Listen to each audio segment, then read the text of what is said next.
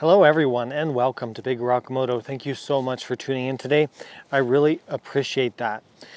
So a couple disclaimers as we start with this video. I always like to be very clear about what's going on. So I did receive all the Lone Rider gear you see here free of charge, and I do earn a small commission if you purchase Lone Rider products using my links. That's also my request.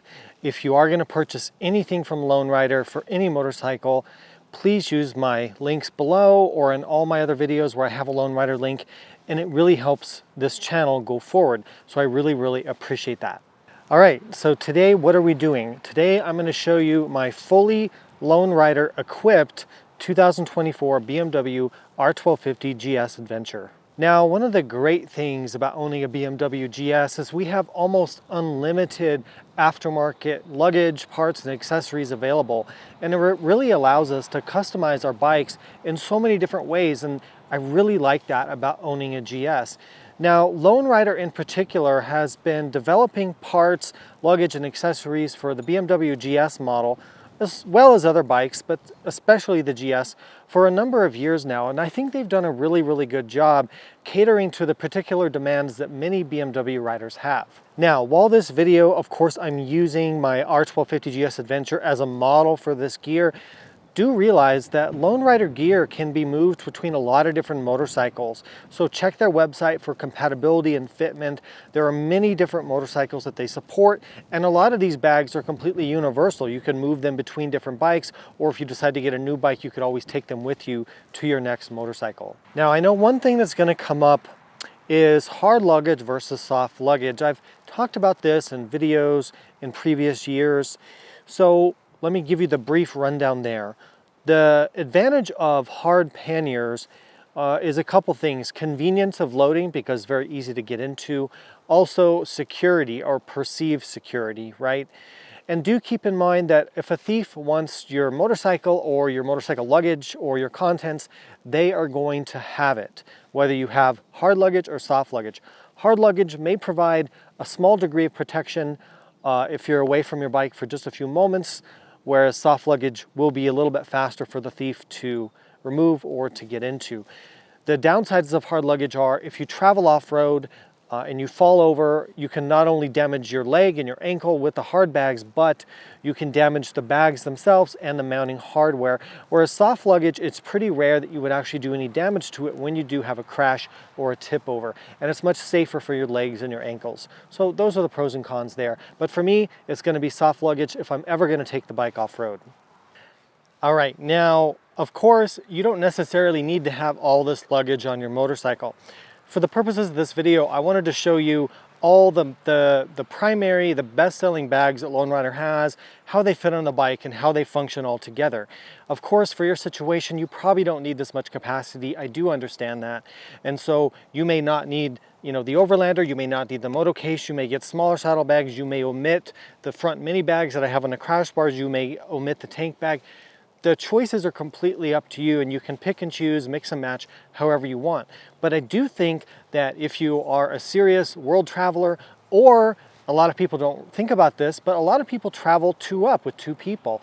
And if you have two people on a round the world type journey or extended travel journey on your bike, this actually may be, well, you wouldn't have this bag here because obviously the passenger would sit here. But a setup like this might be very realistic to be enough capacity to carry everything that two people would need on an extended journey, including camping.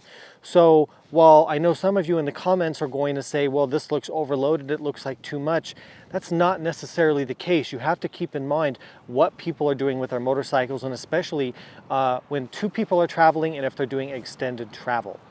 All right, so in this video, we're mostly going to focus on the luggage, although I will touch on the Moto lights and the Motocase and the Headlight Guard towards the end of the video. So let's start with the Moto bags. I think one of Lone Rider's most popular products. So the Moto bags are these side panniers here. And on my 1250, I have the offset kit. So I have a 31 liter on the exhaust side and then a larger 38 liter on the other side.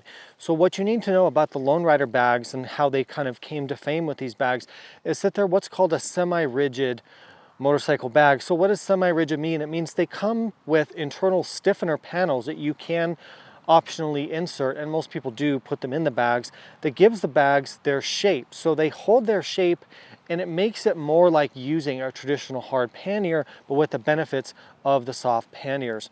They're large, they're very rectangular in shape, very easy to pack, unlike some other soft luggage out there. Now, depending on what motorcycle you have and what racks you have, and check the Lone Rider website for fitment and compatibility with your bike and your rack.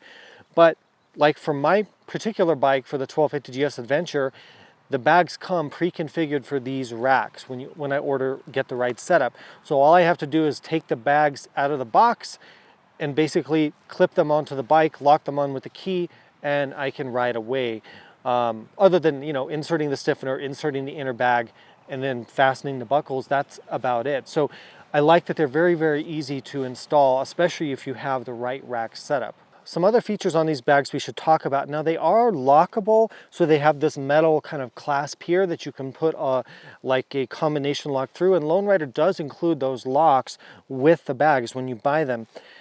And you can do that, and sometimes I do that. However, do keep in mind that as soft luggage, a thief could potentially cut the bag with a sharp enough knife or something like that and get into the contents anyway.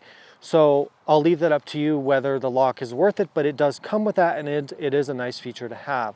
Some other things that the bags have is you see the MOLLE attachment points on all the different sides of the bag. So if you want to attach accessory bags like the mini bags I'm going to talk about here in a minute, or some of the smaller accessories or whatever you want, any MOLLE accessory will attach there for increased capacity or modularity. Another great feature of these bags is they come with, so the exterior bag is waterproof. Also, you have the interior bag is also waterproof. So the inner bags that come included, they're red color, they're easy to see, easy to pack, and you can easily pull them out of the pannier. So if you want to go to your campsite, your tent, or your hotel, but you don't want to take the panniers off the motorcycle, you can simply pull the inner red bag out with your contents and take it with you. So that's a nice feature as well.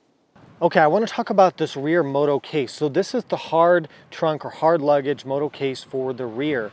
So I did a whole dedicated video on the moto case, which I'll link here below. So I don't want to go into too many details on it. The basics of what you need to know with the moto case: it's a quick release rear case. It's got all these MOLLE attachment points.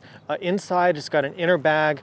The moto case comes in two different sizes. This is the smaller case, and I can still fit a size large full face helmet, which is really, really nice. It's got an interior light, it's got a friction hinge so it doesn't slam shut. It's compatible with many different motorcycles. I just leave the mounting rack on this bike at all times. It's kind of handy to have it, and when I want the moto case, I can have it. The way I use the moto case is when I don't have all this other stuff on it, I'm just riding in urban areas, or filtering traffic, or running around town, or just doing day rides where I'm not doing as much off-road, I will just run the rear trunk without all the other stuff. And if you're doing extended touring or travel, this is a good option for you to have. You can run it with or without other soft bags, whatever you prefer. All right, let's talk about this Overlander duffel bag. So again, you know, Lone Rider always offers a lot of different sizes. This happens to be the smaller of the two Overlander bags. So I really like this duffel bag, and there's a few reasons for that.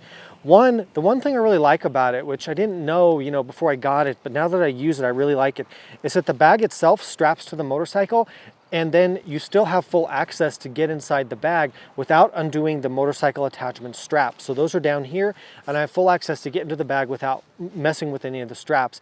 That's unlike some other competitive luggage out there. So that's a kind of a nice feature to have.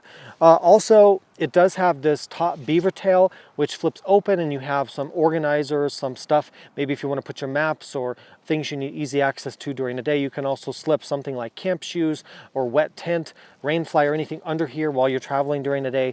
Having that beaver tail is really, really nice. Some other things that the Overlander has, which I've really come to appreciate, it has backpack straps included as well. So if you need to hike around or go somewhere, take your bag with you, you can use it as a backpack as well. Another feature I like is when you're packing a bag and you're rolling it down and compressing it, you can open the air release valve and then it will release in the air while you're pressing the bag down, and you can close it to make sure that it's watertight. So overall, this is a very, very handy bag to have. All right, let's talk about this tank bag here. So Lone Rider has two different sizes of tank bag. They call them the Ranger. So they have the Ranger and they have the Mini Ranger. I've got the Ranger Mini, or the Mini Ranger, here on this bike. I've had both, but typically will tend to prefer a smaller tank bag. You do give up some packing space, but I find that when I'm standing up and moving around the bike off-road, I do like the smaller tank bag. So some interesting things about this tank bag. One of the things I really like is the front attachment straps, where it straps to the motorcycle, are a magnetic release buckle. So they're called a Fidlock. That's the brand. I think it's out of Germany.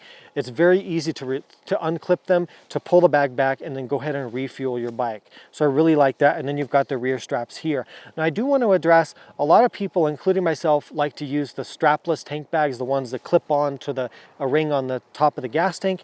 I agree, those are nice. Lone Rider doesn't offer that. Maybe they will someday. There's pros and cons though as well. With the tank ring type tank bags that omit the straps, it is nice not to have straps, but I have had those come loose when I'm hit it when I'm riding off-road and bump it, and it can sometimes come off. Also, with the straps, I have a lot of adjustability to move the tank bags forward and back as I want. With the strapless bags, the tank ring bags, I've had less adjustability I've seen with those in terms of moving them forward and aft. So I think there are some pros and cons there that you have to consider, but I do have and I do use both types. Some other things about the Lone Rider tank bags: they come with internal organizers. They are fully waterproof on the outside, so you don't have to worry about things getting wet. They have MOLLE attachment points, and they're just a really, really useful kind of tank bag to have. All right, I want to move to the front bags you see mounted here on the upper crash bars on my GS. These are the 6-liter mini bags. Now, I will be honest with you, years ago when I saw some people using bags like this, whether it was Lone Rider or other brands that go on the crash bars, I just thought, you know, it's just overpacking. Why do you need all these different bags? But I've actually really come to like them, seriously. So the reason is that I can put in these bags things that I want quick access to during the day. So for me, a good example would be, like, a lot of times I wear gear like this, which is mesh or flow-through gear. So I need thermal and water protection layers that I can quickly get to in case it starts to rain or get cold. Things like a first aid kit, extra pair of gloves for when it's hot or cold. Really nice to put in these mini bags. Now, these mini bags, they're pretty cool because the attachment, I've used a lot of this kind of bag, the attachment straps that Lone Rider uses now on the newest version of these are very, very easy to attach to almost anywhere on your bike, whether you want to attach them to another piece of luggage, you want to attach them to a tail rack and use them as a tail bag accessory, you want to strap them to crash bars. Just about anything you can think of. The included straps are very, very nice and easy to use, and they attach very, very securely. And even riding off-road, bumping these around, I haven't had any issues with them staying in place. They hold their shape pretty good when you have some stuff packed in them. And they actually, for this kind of a little miniature bag, they work really well. You've also got MOLLE attachments as well if you want to keep adding bags on top of bags on top of bags. And I've just found these to be super, super useful. Also, the fact that they're waterproof. You know, a lot of bags out there are not waterproof that you see, and I don't like to use those because I don't want to worry about my stuff getting wet. So the roll top waterproof closure is another nice thing. All right, let's move on and talk about the stuff beyond the luggage just a little bit. So the Headlight Guard, the cool thing about the Lone Rider Headlight Guard, I really do think it's the best headlight guard for these GSs. And the reason is that it comes in 2 different setups or operating modes that you can choose from. Or as I have it set up with the hinge system, you can have both and then flip it up. So here's how this works in a nutshell. So it comes with 2 different modes, right? It comes with the clear Lexan plastic guard piece, and it also comes with the metal black grill with also the little insert of the amber cover piece as well. And so for off-road riding, when you need maximum protection, or when I'm riding during the, what I do is if I'm off-road or if it's during the day, even on the road, I run with all the stuff in place. And then if it's nighttime, because of regulations and also because you'll have better light distribution if you fold down the front part that has the grill and the other plastic piece in it.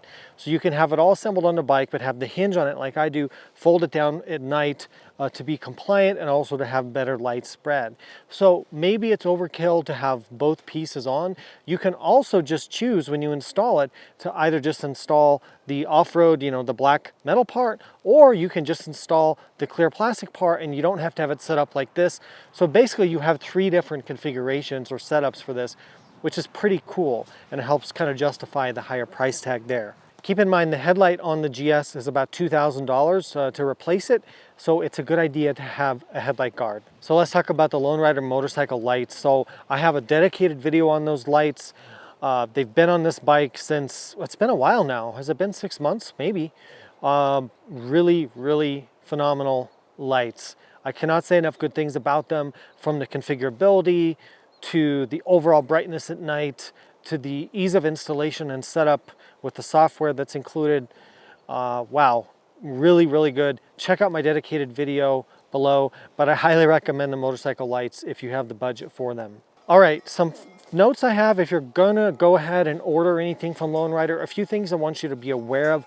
One is that on their website, depending on what particular item you're looking at, they will have a shipping lead time chart if you scroll down just a little bit, depending on the country you're in and the item you're looking at. It's very important that you look at that to make sure that if you need something in a certain amount of time, that's going to be able to happen for you. So they do have those shipping lead times listed there. Also, when you're looking at anything from luggage to other parts of Lone Rider's website, they have really good information on compatibility for different parts and different bikes, for everything from the luggage to the lights to whatever it might be. So please check that, and please ensure that whatever you're ordering is going to work for your particular motorcycle. Also, as I mentioned earlier, please use my shopping links when you order anything from Lone Rider. It really, really helps me out. All right, so stay tuned because there's a couple more videos coming out on my GSA. The first video is going to talk about the other accessories and setup that I have on here. My windshield setup, my GPS setups, my plastic skid plate, my steering damper, the foot pegs, some of the other stuff that's not to do with the luggage. I want to talk through why I chose the parts that I did for my personal bike. The other video is going to be talking about going somewhat backwards from the R1300GS to the 1250GS Adventure. What are the pros, what are the cons, and do I regret that decision? That's going to be an interesting one, so stay tuned for that video as well. All right, well, thank you so much for watching this video today. I hope it was useful. If you're considering luggage for your adventure bike or Lone Rider parts in particular, please use my affiliate links when you're shopping for anything. It really helps me out, and I really appreciate that. Stay tuned for a lot more content on the GS and on other adventure motorcycles and other bike reviews that are coming very, very soon.